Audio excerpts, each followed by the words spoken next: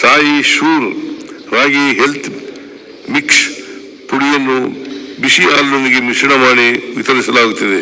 ಈ ಕಾರ್ಯಕ್ರಮವನ್ನು ವಾರದ 5 ದಿನಗಳಿಗೆ ವಿಸ್ತರಿಸಲಾಗುವುದು. ಒಟ್ಟಾರೆ 100 ಕೋಟಿ ರು ವೆಚ್ಚದ ಯೋಜನೆಯು ಶೇಕಡಾ 20% ವೆಚ್ಚವನ್ನು ರಾಜ್ಯ ಸರ್ಕಾರದಿಂದ ಭರಿಸಲಾಗುವುದು.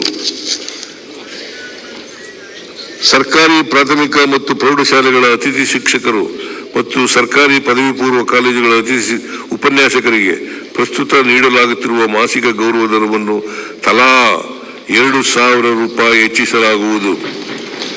ಸರ್ಕಾರಿ ಶಾಲೆಗಳಲ್ಲಿ ಬಿಸಿಯೂಟ ತಯಾರಿಸುವ ಸಿಬ್ಬಂದಿಗೆ ನೀಡುತ್ತಿರುವ ಮಾಸಿಕ ಗೌರವವನ್ನು ತಲಾ 1,000 ರೂಪಾಯಿಗೆ ಹೆಚ್ಚಿಸಲಾಗುವುದು.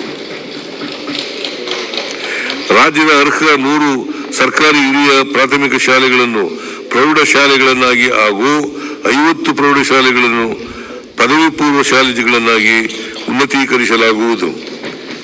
LKGಯಿಂದ ದ್ವಿತೀಯ PUC ವರೆಗಿನ ಎಲ್ಲ ತರಗತಿಗಳ ವಿದ್ಯಾರ್ಥಿಗಳು ಆಯಾ ತರಗತಿಗೆ ತಕ್ಕಂತೆ ಕಲಿಕೆಯ ಮಟ್ಟವನ್ನು ಹೊಂದುವ ನಿಟ್ಟಿನಲ್ಲಿ 3 ವರ್ಷಗಳ ಮಹತ್ವಾಕಾಂಕ್ಷಿ ಕಾರ್ಯಕ್ರಮವನ್ನು ಜಾರಿಗೊಳಿಸಲಾಗುವುದು. ಈ ಮೂಲಕ SSLC ಮತ್ತು PUC ಪರೀಕ್ಷೆಗಳ ಫಲಿತಾಂಶದಲ್ಲಿ ಸುಧಾರಣೆ ತರಲಾಗುವುದು. ಇದಕ್ಕಾಗಿ ಈ ಕೆಳಕಂಡ ಉಪಕ್ರಮಗಳನ್ನು ಕೈಗೊಳ್ಳಲಾಗಿದೆ. ಪ್ರಸ್ತುತ 2,619 ಸರ್ಕಾರಿ ಶಾಲೆಗಳ